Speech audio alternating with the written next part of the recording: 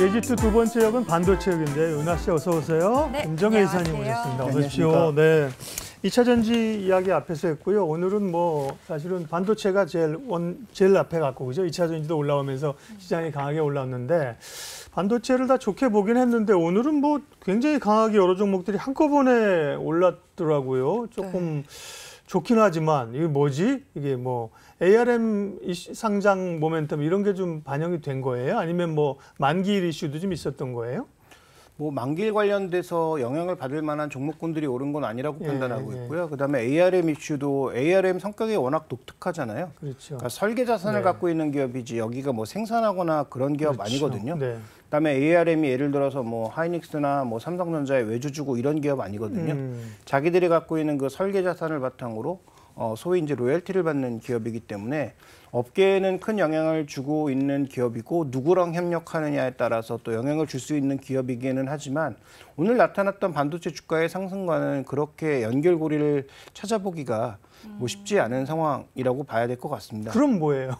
그럼 오늘 반도체 오른 이유는 뭐로 설명할 수 있어요? 일단 반도체 큰 고리에서 뭐 저는 두 가지 뉴스가 있었다고 보는데 어저께 있었던 뉴스는 랜드 가격을 상승시킨다라는 얘기가 있었고요. 삼성전자가 올려서 판다. 그다음에 오늘 이제 제가 몸담고 있는 알파경제에서 단독 보도한 것인데 일단 그 특파원과 함께 취재한 바에 따르면 삼성전자의 이번 10월달 실적 발표 이후에 감산을 본격적으로 취소한다. 취소한다고요? 감산을 되돌려서 다시 증산으로 간다는 그런 시그널을 단독 보도했다가 뭐 전화도 많이 받고 삼성전자한테 항의도 받았는데 핵심은 그 방향으로 가는 것 같습니다. 그러니까 지금은 막 감산을 열심히 하고 있는데 감산을 취소한다 혹은 다시 생산한다는 건 그만큼 이제 업황이 돌아섰다는 걸 방증한다는 말씀이신 거잖아요. 그렇죠. 그렇게 한다면 뭐 삼성전자의 공식 입장은 대회비라 얘기해 줄 수 없다.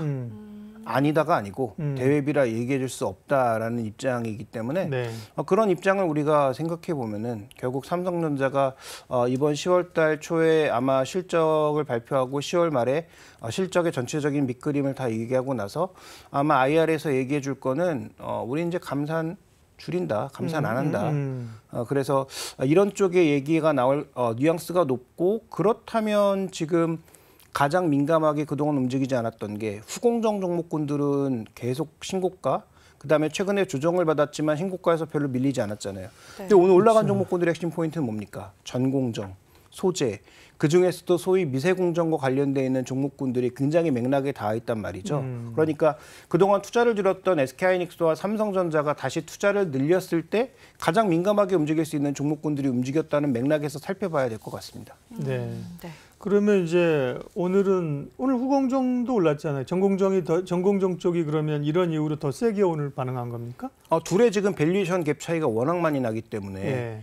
근데 반도체가 만약에 업턴으로 정말로 가는 거라면 그러면 예전에도 한번 언급드렸지만 소재와 전공정이 못 갈 리가 없다. 그러니까 후공정만 갈 수는 없다는 거죠. 후공정이 그렇다고 해서 뭐 주도 자리를 내주고 내려온다라는 얘기가 아니라 후공정은 후공정 나름대로 좋은 거고. 근데 그동안 전공정은 실적이 워낙 빠지니까 삼성전자나 SK하이닉스가 투자를 멈추면서 실적이 대거 빠지니까 당연히 실적이 대거 안 좋아졌고 주가가 엄청나게 밀렸단 말이죠. 그런데 오늘 강세를 보였던 것은 이들이 이제 투자를 제 위치로 되돌려 놓으면 실적이 다시 제자리로 돌아올 것이기 때문에 좋아질 수 있고요.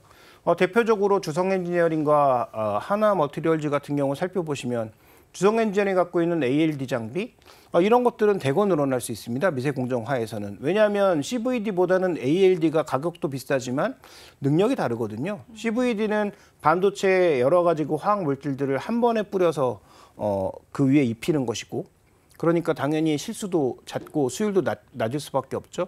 ALD는 그걸 분리해서 하나하나 깔아주는 겁니다. 그러니까 반도체에 비해 여러 가지 화학 물질들을 입혀서 그걸 다시 깎아내고 그 안에 이온 주입을 하는 게 반도체를 만드는 그 핵심 과정 아닙니까? 초반에 하는 거죠. 그렇죠. 그게 전공정에서 하는 건데 그 ALD 과정에서 미세공정으로 가면 갈수록 CVD보다는 ALD의 역할이 커진단 말이죠. 하나머티리얼즈 같은 경우에도 실적이 대거 안 좋아지면서 주가가 조정을 받았다가 최근에 올라가고 있는 이슈는 거의 뭐 예측을 한 건지 모르겠지만 정확하게 신규 공장 투자의 투입 시기 그러니까 생산을 투입해서 나오는 시기가 삼성전자의 업턴 시기와 정확하게 맞아떨어진다라는 거죠. 4분기부터. 그러니까 오늘 이런 종목군들이 강세를 보였다라고 봐야 되는 거거든요. 네. 그러면 좀 어떻게 이렇게 후공정만 기존에 오르다가 전반적으로 올라가는 모습을 보여준다는 거는 반도체 업황의 본격적인 회복 시작이라고 보면 될까요? 어떨까요? 네, 4분기에 일단 SK하이닉스와 삼성전자 정도만 투자를 제자리로 돌려놔도 그동안 약세를 보였던 반도체 종목군들은 대거 이제 제자리를 찾을 가능성이 높다. 특히 이제 먼저 신고가에 들어가고 있는 뭐 주성 엔지니어링이나 유진테크 같은 종목이 좀 더 민감하게 움직이고 있는 것은 하이닉스와 연관 관계가 좀 더 높기 때문이다라고 봐야 될 것 같습니다. 그래서 하이닉스도 이제 본격적으로 투자를 올린다고 했는데 그러면 이제 장비 발주라든지 이런 것들이 나타날 수밖에 없고요. 그다음에 뭐 신규 공장도 당연히 나타날 수밖에 없는 상황이어서 해당 종목군들의 강세가 이어진 것이다. 이렇게 이해해 볼 수 있습니다. 그 반도체의 분야별로 보면 결국은 이제 PC나 스마트폰 쪽이 아직 돌아서지 않아서 어렵다는 얘기인데 그게 이제 낸드 같은 경우는 스마트폰에 많이 사용됐나요? 낸드 쪽도 좀 돌아서고 있다는 얘기가 나오나요? 지금 PC하고 스마트폰이 드라마틱하게 반전할 가능성은 뭐 거의 없다고 봐야죠. 네. 확률상 없다고 봐야 되는데 중요한 것은 더 빠지지 않는다가 여기서 핵심 포인트입니다. 그래서 그동안 재고를 많이 줄여놨기 때문에 그래서 지난번에도 한번 말씀드린 것 같은데 백투스쿨 소비로 일단 미국의 일정 부분의 소비가 올라가는 것이 기본값이 있고요. 그다음에 중국에 신모델들이 나오기 시작했죠. 화웨이 메이트 60을 포함해서 다양한 신모델들이 나올 거고 그러면 그 모델들이 예전만큼 안 팔린다고 하더라도 낸드에 감산을 하면서까지 가격을 이미 좀 올려놓은 상황이기 때문에 그러면 그들의 판매량이 뭐 대거 늘어나지 않는다고 해도 일정 부분의 수요를 맞춰놓은 상황, 재고를 줄여놓은 상황 속에서 다시 한번 생산 수요가 늘어난다라는 것을 주목해 볼 필요가 있는 것이죠. 그래서 PC 쪽에서도 일부 수요의 회복은 있을 것 같고요. 그래서 여기서 중요한 건 수요의 급증보다는 수요의 회복 정도로 보시는 게 맞고 그다음에 지금 스마트폰도 추가적으로 더 나빠질 것은 낸드 쪽에서는 없다라고 봐야 될 것 같습니다. 어제 삼성이 가격 올렸다는 게 스마트폰 쪽의 낸드로 추정되는 얘기였었죠? 스마트폰일 것으로, 그러니까 UFS일 것으로 판단되고 있습니다. 네, 그래서 삼성전자 얘기가 나와서 또 여쭤보고 싶은 게 삼성전자는 이제 HBM3 공급 이슈 때문에 좀 관심을 받고 있잖아요. 기대감이 높은 상황인데 오늘 또 1% 정도 올랐는데 구만전자에 대한 기대감이 점점 커지고 있는 것 같아요. 어떻게 삼성전자의 전망과 함께 구만전자 가능하다고 보시나요? 네, 올해 연말까지 가능하냐라고 물어보신다면 고개가 갸웃해지지만 기간을 좀 더 늘린다면 구만전자가 웬 말이냐. 구만전자까지 보려고 삼성전자를 살려면 뭐하러 사느냐라고 반문하고 싶습니다. 그래서 기간을 늘리면 구만전자는 제가 보기엔 뭐 그냥 넘을 수 있는 허들이라고 판단하고 있고요. 다만 이제 단기적으로 그렇게 급격하게 갈 거냐는 이렇게 지금 기대감을 띄었다가 주가가 이제 다시 떨어지기 시작한 게 벌써 한 2년째 반복되고 있는 양상이기 때문에 뭐 4분기에 계속 좋은 전망들이 나오고 있지만 확신하기는 어렵죠. 그래서 오늘 이제 보도와 더불어서 우리가 생각해 봐야 될 것은 10월 말에 있을 IR에서 정말 삼성전자가 자신감 있게 감산을 철회하고 다시 이제 투자를 늘리는 방향으로 갈지에 대한 확인이 필요하고요. 그다음에 이제 삼성전자의 추가적인 업사이드는 기존의 낸드하고 디램 쪽에서 되돌리는 것만으로 구만전자를 가는 것은 아닙니다. 그거는 이제 그 정도 회복이라면 제가 보기엔 아마 8만전자에서 멈출 가능성이 높고요. 삼성전자가 9만전자 이상을 보려면 결국 빈메모리 쪽에서 새 시장을 열어야죠. 그래서 지금 TSMC가 독점하고 있는 여러 가지 물량들을 삼성전자가 좀 뺏어오고 그다음에 뭐 테슬라를 포함한 여러 업체들이 지금 만들어야 될 칩들은 엄청나게 많은데 그 칩을 TSMC가 혼자 소화할 수가 없는 상황입니다. 지금 TSMC 같은 경우에는 지금 미국의 신규 공장, 애리조나 신규 공장은 아예 1년 딜레이 시킨 상황이에요. 그래서 내년에 발생할 신규 수요를 담당할 수 있는 것은 삼성전자의 신규 테일러 공장일 가능성이 높고 이것도 이제 알파경제에서 단독 보도를 한 내용인데 아마 9월 달에 실제로 테일러 공장, 제2공장에 삽을 뜰 가능성이 높다라는 보도를 했으니까 아마 그 부분도 한번 지켜보실 필요가 있지 않느냐 이렇게 보고 있습니다. 지난번 삼성전자 고점이 9만 한 6천 얼마, 네. 6천 원대 되잖아요. 예, 그래서 9만 전자 얘기하는 8만 전자, 9만 전자 이런 얘기 좀 쓰지 말라니까요, 단어 그죠? 숫자에 너무 가둬가지고 8만, 9만, 10만 전자, 삼성전자 밸류가 어디고 어디까지 갈 것이냐 이게 중요한 거지. 윤아 씨한테 뭐라는 건 아니고 언론에서 그쵸. 기자들이 그만 좀 쓰라고. 예. 그 SK 하이닉스 얘기도 하겠습니다. SK 하이닉스는 지금 이제 HBM 쪽으로 사실은 삼성이 등한시 하던 것을 하면서 탁 이제 맞았고 그죠? CEO도 이제 HBM 쪽으로 워낙 좋게 오늘도 보면 SK 하이닉스가 훨씬 더 강하게 반응했잖아요. 근데 반도체 전체적인 이 포트폴리오 쪽에서 수직 계열화 완성도를 더 높이려고 한다. 그 말은 뭐예요? 지금 그러면 수직 계열화 지금 안 돼 있어요?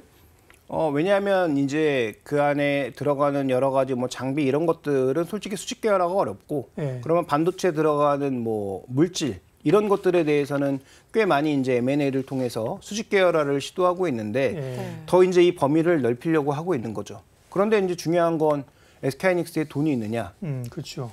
돈이 없다는 게 핵심 포인트인 거죠. 그러니까 SK하이닉스는 이 정도의 투자를 뭐 빚을 내서도 할 수는 있지만 근데 빚을 내서 또 하게 되면 그만큼 지금은 금융 부담도 많이 져야 되는 상황이라는 점에서 결국은 4분기가 될지 1분기가 될지 모르겠지만 얼마만큼 빠른 속도의 마진 회복을 보이느냐가 결국 관건입니다. 그래서 하이닉스가 비교적 강한 M&A와 투자를 보여왔던 것은 과거 이제 그룹 차원에서 이끌어왔던 소위 SK그룹의 파이낸셜 스토리에 따른 부분이 있었고 그다음에 SK하이닉스가 워낙 조단위로 분기에 조단위로 견조한 현금 흐름을 가져왔기 때문에 가능한 일이었는데요.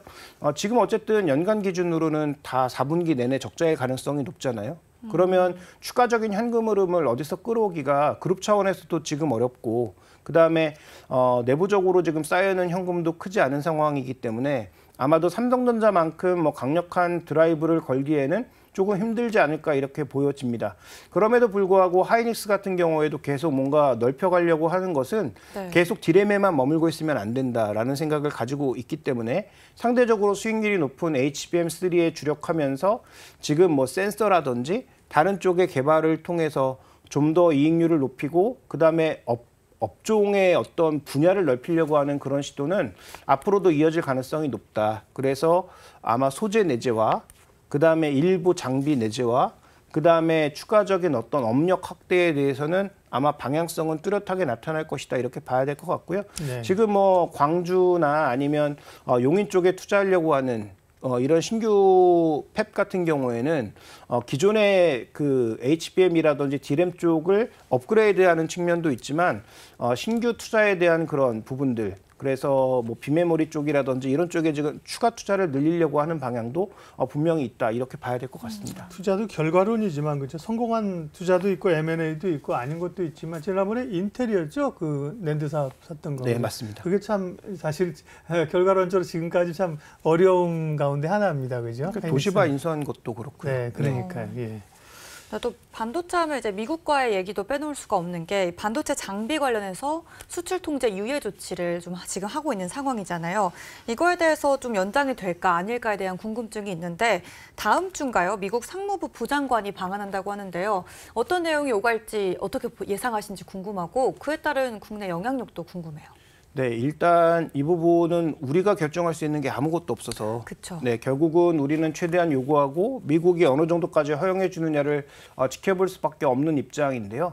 그런데 지금 뭐 애플을 둘러싸고도 미국과 중국이, 반도체를 둘러싸고도 미국과 중국이 첨예하게 뭔가 각을 세우고 있는 모습이지만 단기적으로는 둘 다 할 수 있는 게 아무것도 없다.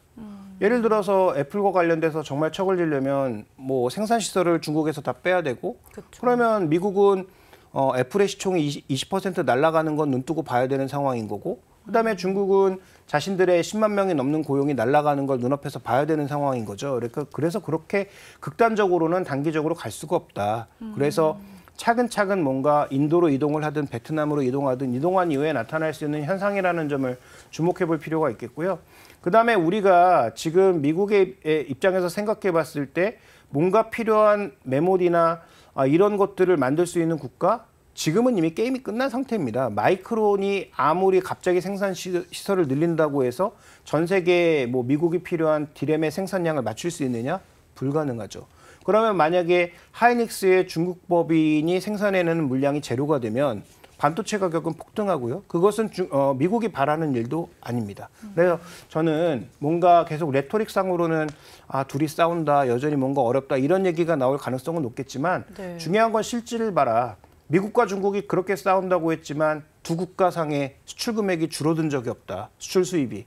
그런 차원에서 본다면 저는 뭐 극단적인 상황은 나타나지 않고 아마 말잔치가 될 가능성이 높지 않을까 이렇게 보고 있습니다. 네, 오늘 반도체 어쨌든 핫했고 계속 저희가 이제 여기 오시는 분하고 얘기해도 하반기에 향후에 내년에 좋아질 업종을 반도체 꼽는데요. 네. 김정희 의원님 반도체에 대한 지금 투자 의견 어떠신지 그리고 관심 종목 알려주세요. 네, 뭐 저는 뭐 개인적으로 계속 반도체에 대해서는 긍정적인 관점 견지하고 있고요. 네. 뭐 예전에 말씀드렸던 뭐 삼성전자, 신성ENG, 뭐 PSK 이런 종목군들에 대해서도 여전히 긍정적인 관점 가지고 있지만 제가 아마 이 시간에 반도체를 말씀드리는 게 한 4번 정도 되기 때문에 네. 또 똑같은 종목을 말씀드릴 수는 없어서 예, 예. 뭐 종목을 좀 더 확대해 보자면 재료 쪽에서는 저는 솔브레인이 그 미세 공정과 관련된 대표적인 재료 기업이기 때문에 솔브레인을 굉장히 주목해 볼 필요가 있다라고 판단하고 있습니다. 그래서 네.